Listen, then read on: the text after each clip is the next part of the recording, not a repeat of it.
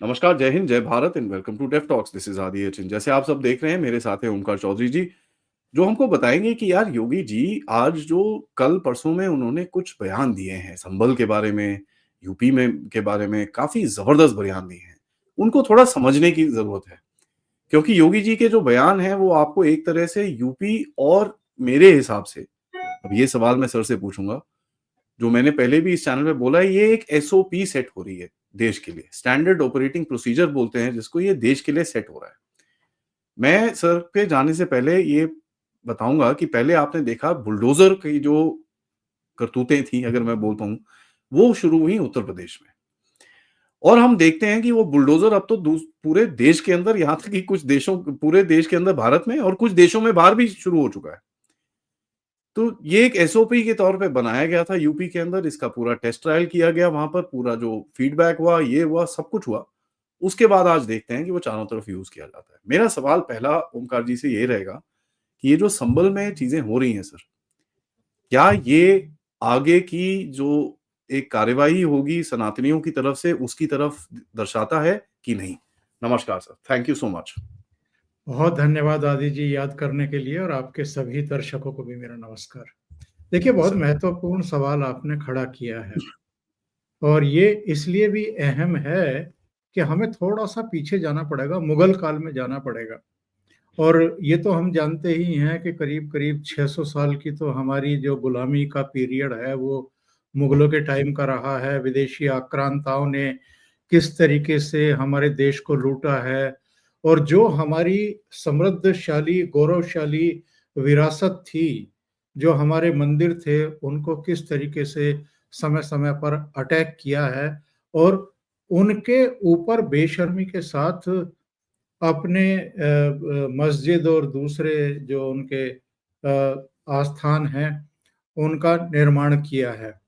और अब वो सारी चीजें निकल करके सामने आ रही हैं। 600 साल का पीरियड वो, जब विदेशी आक्रांताएं आए, उन्होंने हमारी धरोहरों को, हमारी विरासत को नष्ट भ्रष्ट किया, हमारे देश को लूटा जो कभी सोने की चिड़िया कहलाती थी। और उसके बाद फिर अंग्रेजों का, ईस्ट इंडिया कंपनी का, और फिर उसके बाद 1860 से 1857 के बाद से ही समझ लीजिए कि ताज का जो राज था वो शुरू हुआ, ब्रिटिश एम्पायर का यहाँ पर शासन शुरू हुआ। तो कुल मिलाकर के हम करीब करीब 800 सवा 800 साल विदेशी मानसिकता, विदेशी दास्ता में रहे।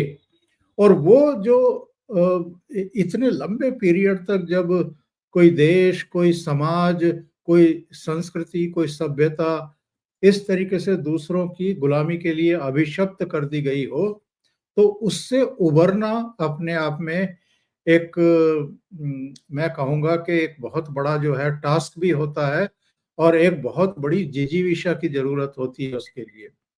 अभी मोदी जी कर रहे हैं, योगी जी कर रहे हैं, और कुल मिलाकर के जो आरएसएस का भी पूरा एक फलसफा है 1925 से निर्माण के बाद से, वो ये है कि जो भारतीय संस्कृति है उसको पुनर्स्थापित किया जाए, लोगों के भीतर एक विश्वास पैदा किया जाए, और जो इस गुलामी के कारण कहीं विकास की मुख्य धारा से दूर रह गए हैं, अलग थलग हो गए हैं, जिनकी तरफ ध्यान नहीं दिया गया है, उनको भी आगे लेकर के आया जाए।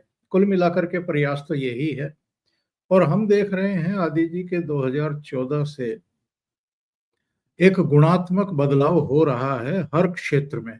मैं ये नहीं कह रहा हूं कि बहुत एकदम क्रांति आ गई है, या हम बिल्कुल गरीबी से उबर गए हैं, या अब हम विकसित देशों की पांत में जाके खड़े हो गए हैं। ये रातों रात होगा नहीं, इसके लिए समय लगना ही लगना है।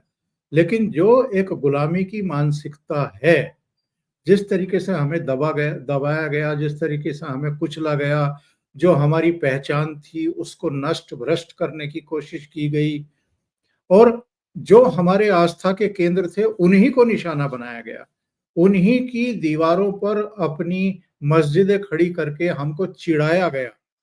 वो ज्ञानवापी हो, चाहे संभल का सारा जितना भी इस समय अब खुद रहा है और निकल रहा है, वो एक गौरवशाली हमारा अतीत रहा हो।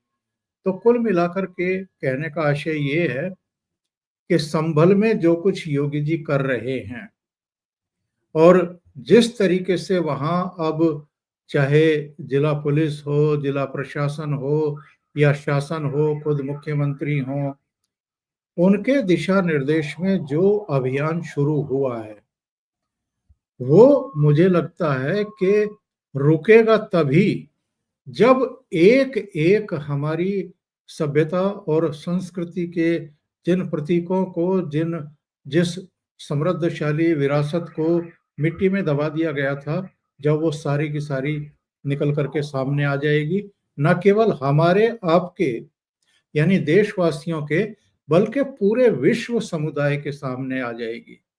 हम ये ना भूलें कि विष्णु जी के जो 10वें अवतार हैं कल्कि, उनके बारे में ये भविष्यवाणी है कि वो संभल में ही अवतार लेंगे। और अगर ये एक भविष्यवाणी है, तो टारगेट जानबूझ करके संभल को किया गया। और ये उस काल में ही टारगेट नहीं किया गया है जब हरिहर मंदिर को तोड़ करके शाही जामा मस्जिद उसके ऊपर आयत कर दी गई। उसके बाद भी ये साजिशें जारी रही बहुत लंबे समय तक। बहुत पीछे ना जाएं तो 1978 की जिस घटना का उल्लेख योगी आदित्यनाथ ने सदन के भीतर खड़े होकर के किया था, केवल हम उस पर अगर ध्यान फोकस करें तो हमें पता लगेगा कि ये साजिशें तब भी रची गई थी, आज के इस दौर में भी रची जा रही हैं। जब हिंदुओं के एक बड़े समुदाय को जब दंगे भड़के संभल में, तो हिंदू कम्युनिटी के बहुत सारे लोग एक बिल्डिंग में इकट्ठा हो गए थे। उनको वहीं पर जिंदा जला दिया गया था और उसके बाद से संभल में बहुत बड़े पैमाने पर और तेजी के साथ पलायन हुआ था। जो मुस्लिम बाहुल्य इलाके हैं वो सारे खाली हो गए थे और उसका नतीजा ये हुआ कि जब वहाँ हिंदू बचे ही नहीं, तो कोई पुजारी भी उन मंदिरों की देखभाल करने के लिए, साफ-सफाई करने के लिए, वहाँ दीपक जलाने के लिए, वहाँ सुबह-शाम आरती करने के लिए तैयार ही नहीं हुआ, वहाँ रुका ही नहीं। और हमने देखा है 3 मंदिर तो जिनका अभी जीर्णोद्धार हुआ है, उनमें साफ-सफाई हुई है, उनमें अब दीपक जल रहे हैं, उनमें हवन पूजन हो रहे हैं, सारे काम हो रहे हैं। और बहुत सारी बावड़ियाँ और बहुत सारी दूसरी जो हमारी विरासत है, अभी चंदौसी में ही एक गाँव में 125 एकड़ ज़मीन में 125 बीघा ज़मीन में एक पुराना मंदिर, करीब 250 साल पुराना मंदिर और उसके आसपास की पूरी जो एक वो एक उसके भवन होते हैं, वो सारी चीज़ें अब पाई गई हैं और ग्रामीणों की शिकायत के बाद, ग्रामीणों की सूचना के बाद अब प्रशासन जो है वहाँ भी जाकर के जो अवैध कब्जे हो गए थे, उनको हटा रहा है। तो मुझे लगता है कि ये एक सही दिशा में बढ़ाया गया कदम है। और एक बात और कह कर के मैं बात पूरी करूँगा आपके प्रश्न के उत्तर में, ये संभल से बस शुरुआत है। उत्तर प्रदेश में भी और देश के भी अलग-अलग हिस्सों में ऐसी बहुत सारी विरासतें हैं जिनको नष्ट-भ्रष्ट किया गया है, जिन पर अवैध कब्जे किए गए हैं और बाद में उनको कई जगह तो बेशर्मी के साथ वक्फ की ज़मीन तक बता दिया गया। तो मुझे लगता है कि अकेले योगी आदित्यनाथ नहीं, अब टॉप लीडरशिप बीजेपी की, उनमें अमित शाह और प्रधानमंत्री नरेंद्र मोदी और उधर संघ भी, संघ प्रमुख मोहन भागवत की बात छोड़ दें, संघ में जो बाकी के लोग हैं, वो भी अब इस मनः स्थिति में हैं कि साहब ये काम होना चाहिए और उस दिशा में सब बढ़ते हुए दिखाई दे रहे हैं। सर, संघ प्रमुख की आपने बात करी, मैं ज़रा उसके बारे में पूछता हूँ आपसे। उनका एक स्टेटमेंट आया था कि भई हमको ये सब नहीं करना चाहिए। लेकिन जैसे ही वो स्टेटमेंट आया, 2 दिन के बाद जो आरएसएस की जो अपनी वो क्या उनका जो न्यूज़पेपर है, उसके अंदर कहा गया कि भई ये करे बिना तो कुछ हो ही नहीं सकता। तो ये क्या था सर? एक एक ये बोलते हैं ना, अंग्रेज़ी में एक कहावत है, गुड कॉप, बैड कॉप। क्या है ये? ये कुछ आरएसएस की तरफ से भी कुछ चाल खेली गई है कि भैया नहीं, दोनों तरफ से ज़रा बात करो, लेकिन जो हमको करना है वो अलग करते रहो। ये क्या चल रहा है? मेरे को बड़ा अजीब-सा लगा जब मैंने ये देखी। मैं बोला यार ये ठीक है, ओके। देखिए, जो राजनीतिक विश्लेषक हैं और जो संघ के शुभ चिंतक हैं, वो 2 बातें कर रहे हैं। एक कह रहे हैं कि घर का मुखिया है, घर का मुखिया तो इसी तरह की बात करता है, थोड़ा बैलेंसिंग एक्ट करता है। उनको भी ये दिलासा रहे कि भई लगातार वो एक वो आरफा खानम शेरवानी है ना, उसने एक दिन ट्वीट किया था, हर रोज़ एक नया जख्म। तो उनके जख्मों पर वो मरहम लगा रहे हैं, कुछ इस तरह की बात लोगों ने कही। लेकिन मैं इससे सहमत नहीं हूँ और संघ का जो एक्चुअल में काम है, या तो वो उसमें रमे रहें, वो अपना करें और जो चुनी हुई सरकारें हैं और जो भारतीय जनता पार्टी है, उसको अपना काम करने दें इस समय।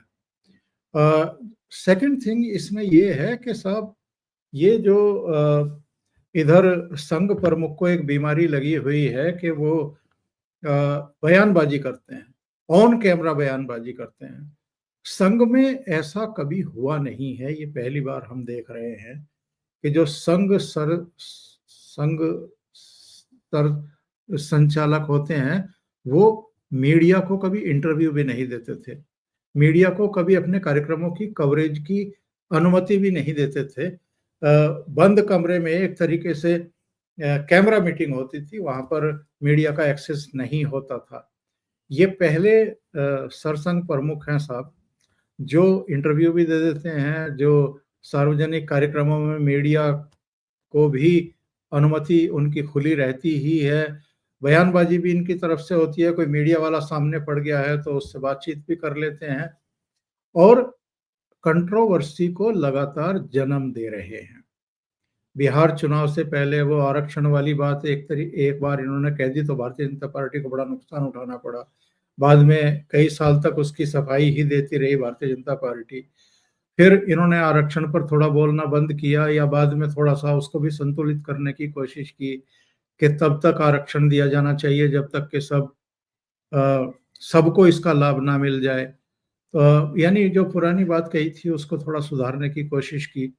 लेकिन इधर हम देख रहे हैं कि अ, अनवांटेड जो एक कहना चाहिए कि बयानबाजी उनकी तरफ से हुई है और जिस तरीके से संघ के भीतर से ही और संघ के भी जो दूसरे आनुषंगिक संगठन हैं, उनके भी पदाधिकारियों की तरफ से जिस तरह की प्रतिक्रिया आई और जो साधु संत समाज है, जिनमें शंकराचार्य भी हैं, जिनमें अलग-अलग पीठों के जो पीठाधीश्वर हैं या दूसरे लोग हैं और अच्छे खासे मतलब वेल नोन फेस हैं, उन सब की तरफ से भी एक तीखी प्रतिक्रिया आई है। यहाँ तक कि राम भद्राचार्य जी ने तो कह दिया कि अ, हम उनके अनुदेशक नहीं हैं। मतलब हम उन ज़रूरी नहीं है कि हम उनके आदेशों का पालन करें, उनको हमारे आदेशों का पालन करना है। संघ प्रमुख के लिए सीधे-सीधे उन्होंने कह दिया और बहुत तीखी प्रतिक्रिया आई तो इधर तो खामोश हैं। लेकिन मुझे लगता है कि ये गैर ज़रूरी बयान था, इससे एक गलत संदेश जाता है। लेकिन उनके बयान के बाद भी क्या योगी जी का बुलडोज़र रुका है? नहीं रुका है। या योगी जी का जो मोदी जी का जो एक अभियान है या मोदी जी ने भी जो संकेत इधर दिए हैं, वापस हिंदुत्व पर पूरी तरीके से फ़ोकस करने और लौटने के, उसमें भी कहीं कोई विचलन नहीं है। इसलिए संघ प्रमुख को लगा होगा कि चुप रहना ही बेहतर है। एक बार वो किस्सा नहीं हुआ था आदि जी, आपको तो याद होगा क्योंकि आप सारी चीज़ों पर नज़र रखते हैं। अडवाणी जी एक बार पाकिस्तान की यात्रा पर गए थे और जिन्ना की मज़ार पर चादर चढ़ाने के लिए पहुँच गए थे। जिन्ना को उन्होंने कह दिया था कि वो तो सेकुलर थे। तो बहुत सारे लोगों ने फिर जो बाद में उनके साथ हुआ बीजेपी के भीतर और जिस तरीके से बगावती हो गई, अध्यक्ष पद छोड़ना पड़ा, तो लोगों ने फिर तंज कसा कि वो जिन्ना की चादर मज़ार पे चादर नहीं चढ़ा के आए थे, अपनी मज़ार पे चढ़ा आए थे। तो वही हुआ कि वो भारतीय जनता पार्टी की राजनीति में ही अलग-थलग नहीं हुए, बल्कि भारतीय जनता पार्टी को भी एक बहुत बड़ा डेंट दिलवा गए। 2009 का इलेक्शन जो है वो तो वर्स्ट था बिल्कुल। 115 सीटों पर सिमट गई थी भारतीय जनता पार्टी। अटल जी ने जब ऑफिस छोड़ा था तो फिर भी 138 सीटें आई थी। तो उसके बाद फिर ये एरा शुरू होता है जो अब चल रहा है। 2013 सितंबर में नरेंद्र मोदी जी को लाया गया, उनको फेस बनाया गया, प्रधानमंत्री बने। उसके बाद का तो पूरा इतिहास हमारे सामने है और कालखंड पूरा हमारे सामने।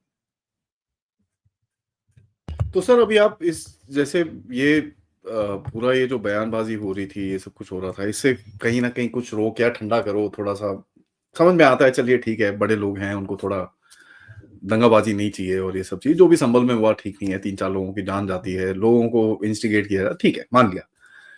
बट सर इसके अंदर जो सुप्रीम कोर्ट का एक जो स्टांस रहा है, उन्होंने बोला है कि भैया अभी सर्वे नहीं होंगे, ये नहीं होंगे। उसको तो योगी जी ने पूरी तरह से साइड कर दिया कि भैया आप बोलते रहिए जो करना है, हम तो सर्वे थोड़ी कर रहे हैं, हम तो सिर्फ डेवलपमेंट कर रहे हैं। तो डेवलपमेंट के नाम पे उन्होंने पता नहीं क्या-क्या खोद दिया है अभी वहाँ पर। तो इसमें आपको जो एक और पब्लिक का सपोर्ट है सर। यहाँ पर ये चीज़ तो बड़ी क्लियर है और ये सुप्रीम कोर्ट को भी दिखी होगी, यार पब्लिक का पूरा सपोर्ट है इनके पास। तो आपको भी ये जो लॉ वाला गेम है जहाँ पर वो क्या वो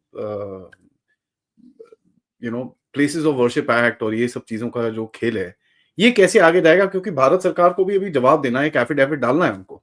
अभी तक उन्होंने डाला नहीं है। आई थिंक ये एंड ऑफ द मंथ तक टाइम दिया था उनको। जनवरी में है कि जनवरी तक, एंड ऑफ द मंथ तक टाइम है उनके पास ये डालने को। तो आपको क्या लगता है क्या होने वाला है इसके आगे? क्योंकि एक पब्लिक सपोर्ट तो बड़ा क्लियरली दिख रहा है। नहीं, पब्लिक का तो आप ये ना कि आप इधर हरियाणा देख लीजिए, हरियाणा के चुनाव नतीजे क्या रहे। फिर महाराष्ट्र के देख लीजिए, जम्मू कश्मीर में भी पिछली बार के विधानसभा चुनाव में तो 25 सीटें आई थी बीजेपी की, इस बार 29 आ गई। तो पब्लिक तो पूरी तरीके से बीजेपी के साथ है। और किन मुद्दों पर हुए इन राज्यों के चुनाव वो भी जग जाहिर है। बटेंगे तो कटेंगे, एक रहेंगे तो सेफ रहेंगे। यानी बांग्लादेश की जो घटनाएं हुई और जिस तरीके से हिंदुओं को जातियों में विभक्त करके इंडी अलायंस ने लोकसभा चुनाव में खेल किया, वो लोगों की बाद में समझ में आया कि हमसे गलती कहाँ हो गई, हम चूक कहाँ गए। तो जो राज्यों के चुनाव के नतीजे आ रहे हैं फिर से भारतीय जनता पार्टी के पक्ष में आ रहे हैं। तो ये तो सबको दिखाई दे रहा है। मैं ये नहीं मान करके चलता कि जो सुप्रीम कोर्ट में बैठे जज साहिबान हैं, जस्टिस हैं, उनको ये सब दिखाई नहीं दे रहा है। लेकिन किसी एक मामले की सुनवाई करते हुए सुप्रीम कोर्ट ने जो कहा कि साहब सभी तरह के सर्वे जो है वो रोक दिए जाएं जब तक कि हम इस मामले की सुनवाई ना कर लें, जब तक हम इस पर आगे कोई फर्दर किसी तरह का दिशा निर्देश ना दे दें, तो ठीक है भाई, आप लगाइए। लेकिन योगी जी इस समय जो कर रहे हैं और उनका जहां जहां बुलडोजर चल रहा है वो तो कानून के दायरे में है।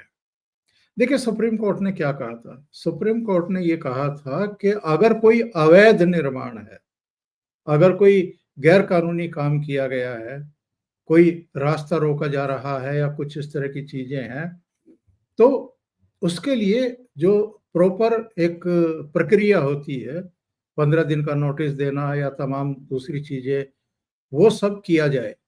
तो योगी आदित्यनाथ का शासन प्रशासन साहब कहीं भी पकड़ में आज तक आया ही नहीं।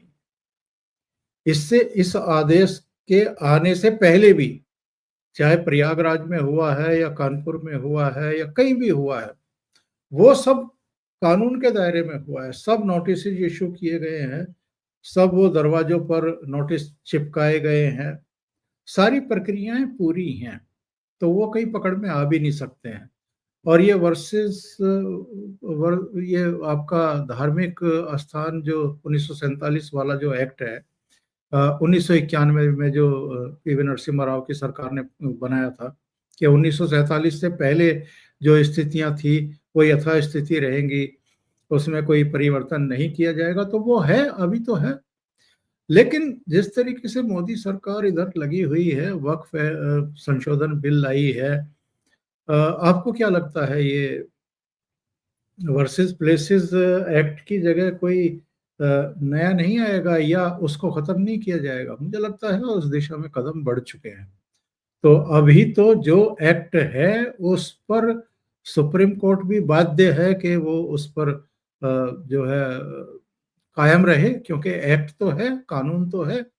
तो सुप्रीम कोर्ट को तो संविधान के अनुरूप और एक्ट के अनुरूप ही बिहेव करना है। लेकिन सरकार जो है वो इस समय वो अभी 3 दिन पहले मेरी बात हो रही थी किसी से, तो मैं ये कह रहा था, मैंने कहा ये वक्फ संशोधन, वन नेशन, वन इलेक्शन, ये सारे अभी लाने थे जब इनकी केवल 240 सीटें आई हैं। ये तो तब भी ला सकते थे जब इनकी 282 सीटें अकेले थी और 303 सीटें अकेले थी। टाइमिंग भी होता है ना आ, सर, टाइमिंग का भी होता है। हाँ, तो बड़ा दिलचस्प जवाब था। भाऊ तोरसेकर से बात हो रही थी, उनका कहना ये था कि मोदी सरकार गिरने से डरते ही नहीं है। सरकार गिरने से इस समय डरा कौन होगा? इस समय तो डरे हुए होंगे वो जिनकी 99 सीटें आ गई। डरे हुए होंगे वो जिनकी 37 सीटें आ गई उत्तर प्रदेश में। डरे हुए होंगे शरद पवार जिनकी 9 सीटें आ गई, या ममता बनर्जी जिनकी 29 सीटें आ गई, कि फिर से अगर चुनाव हो गए, ये सरकार अगर गिर गई, तो आगे गारंटी नहीं है कि उनकी 37 सीटें ही आएंगी या ममता बनर्जी की 29 ही आएंगी, उनकी घट जाएंगी। तो इसलिए नरेंद्र मोदी जो है वो लगे हुए हैं। और वैसे भी 2025 का जो ये वर्ष है, कालखंड है, मुझे लगता है कि बहुत बड़े फैसलों का होने वाला है। उनमें वन नेशन वन इलेक्शन भी होगा, उनमें आपका ये वक्फ वक्फ। संशोधन बिल भी होगा, और कुछ दूसरे एनआरसी से लेकर के, और जो यूसीसी है, तमाम एक्ट आने हैं और वो लागू होने हैं। तो अभी तो ये जो ट्वीट करते हैं ना लोग के हर रोज नया जख्म, अभी तो इनके लिए इनको और तैयार रहना पड़ेगा। कम से कम 2025 में तो कलेजा उनको बड़ा मजबूत करके रखना पड़ेगा। सर जख्म होगा कि हड्डी टूटेगी वो तो टाइम ही बताएगा।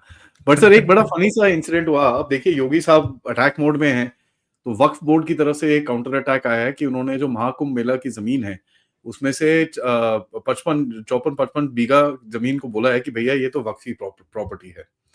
तो ये मतलब अभी गलत आदमी से क्यों पंगे ले रहे हैं सर, मेरे को समझ में नहीं आ रहा। और योगी साहब का आपको पता ही है, अभी वो उसने इन्होंने किसी इंटरव्यू में भी बोल दिया, मैं तो सीधा करके रहूंगा इनको। ये क्या है सर, इनको वक्फ को जिस तरह से मैं डेस्परेशन देख रहा हूँ सर, हर चीज के अंदर क्लेम, हर चीज के अंदर क्लेम, किसी चीज को अभी छोड़ना। अभी एक घटना हुई है और बड़ा अच्छा सवाल आपने कर लिया। अ, असदुद्दीन ओवैसी का एक बयान आया और उन्होंने ट्वीट पर कुछ दस्तावेज भी साझा कर दिए। हम्म। उन्होंने कहा कि साहब, जिस जगह ये शाही मस्जिद के सामने पुलिस चौकी बनाई जा रही है, ये तो वक्फ की संपत्ति है, ये वक्फ की जमीन है।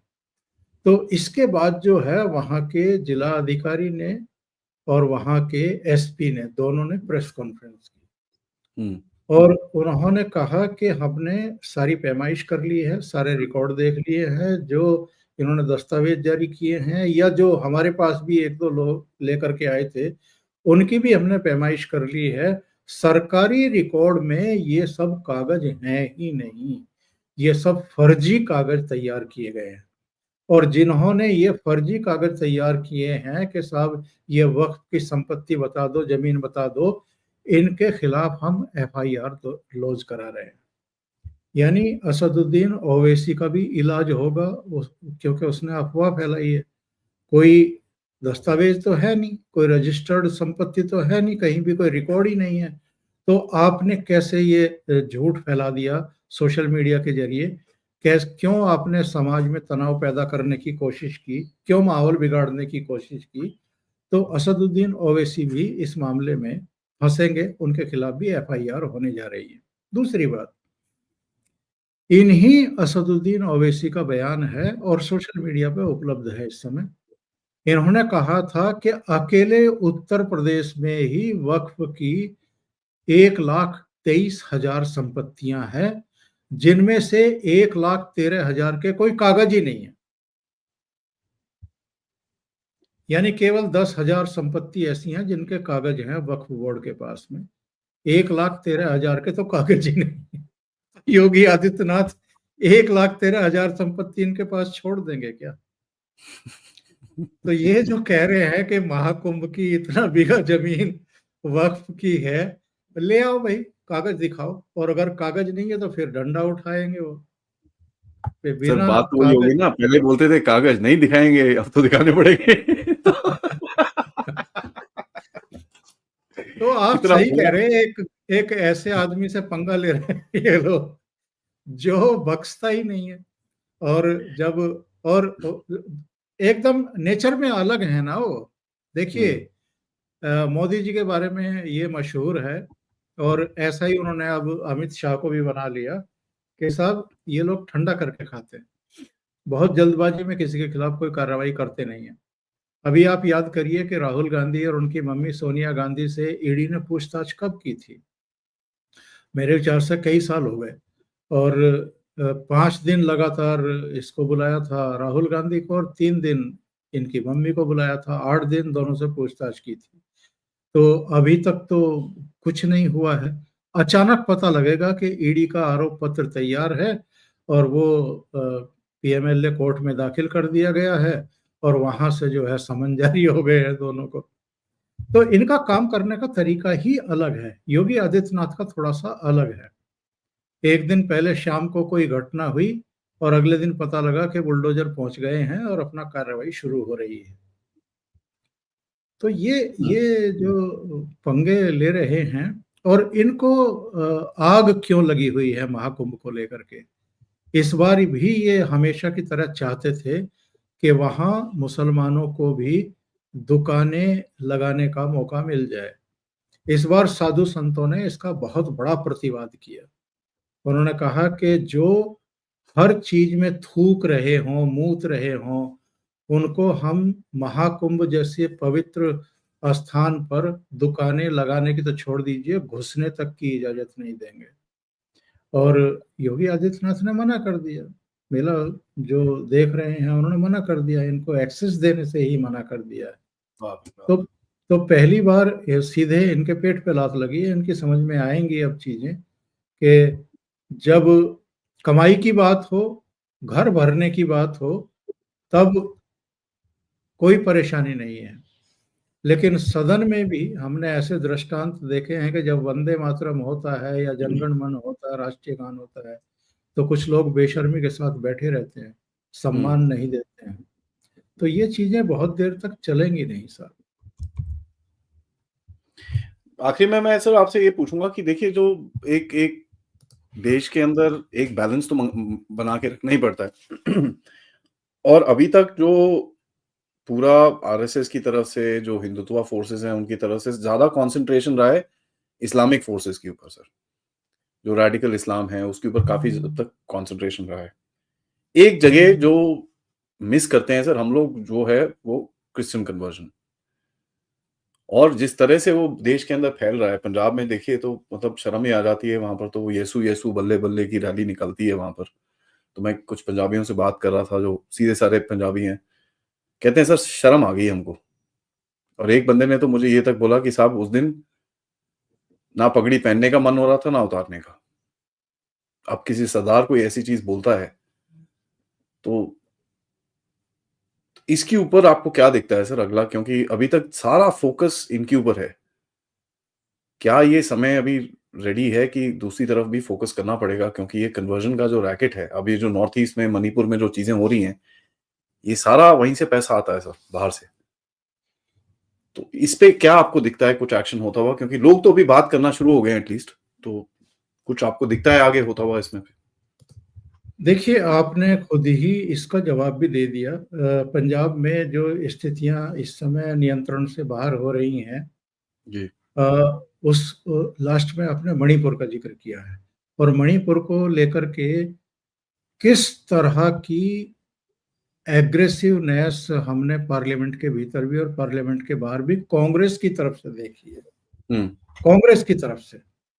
और कांग्रेस के नेता किनके इशारों पर काम करते हैं, वो कौन सी फोर्सेस हैं, देश के बाहर बैठी हुई फोर्सेस के इशारे पर ये लोग काम कर रहे हैं। एक एक्चुअल में बहुत बड़ा एक अंतर्राष्ट्रीय साजिश इसके पीछे है, जो कुछ हम इस समय पंजाब में होते हुए देख रहे हैं। और आपसे बेहतर कौन जानता है कि जो बॉर्डर स्टेट्स हैं हमारे हिंदुस्तान के, उनमें तो हर तरह की साजिशें होती हैं।